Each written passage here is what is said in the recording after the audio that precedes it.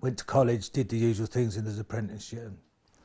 And I was an apprentice pipe fitter welder. We had lots of regular jobs we had to do, which continually exposed you to asbestos. Everything on a boiler in those days was asbestos.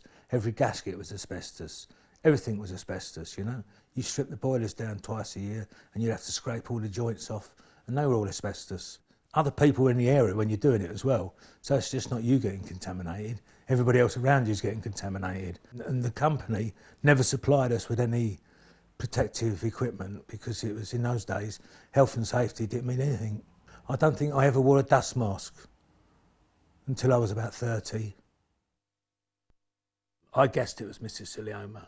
I've always known that it could happen because of the asbestos I've worked with. My oncologist, about 4 or 5 weeks ago, I said, we're not going to do the chemo today. I went, righto. So he said to me,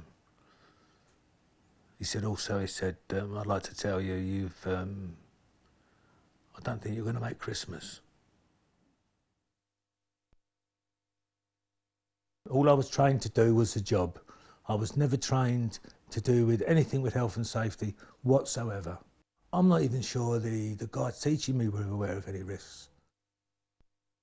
When I was an apprentice, I worked in this canteen. The pipe fitters were doing an awful lot of work in there. And I remember that the tea ladies used to make all the rolls in there.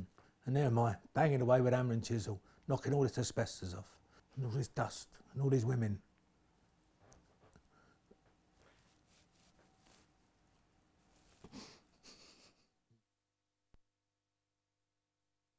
When you realise what you may have done to other people, it's so sad.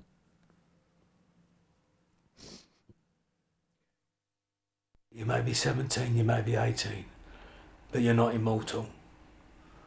And what you do today may have terrible consequences 30 years down the road. And if you want to die of a disease that's not the most pleasant disease in the world to die of, then you carry on as you are. But if you want to live longer than that and not die of this disease, then you take in all the information about it that you're given and take it in seriously. Because the only way you can get this disease is through asbestos.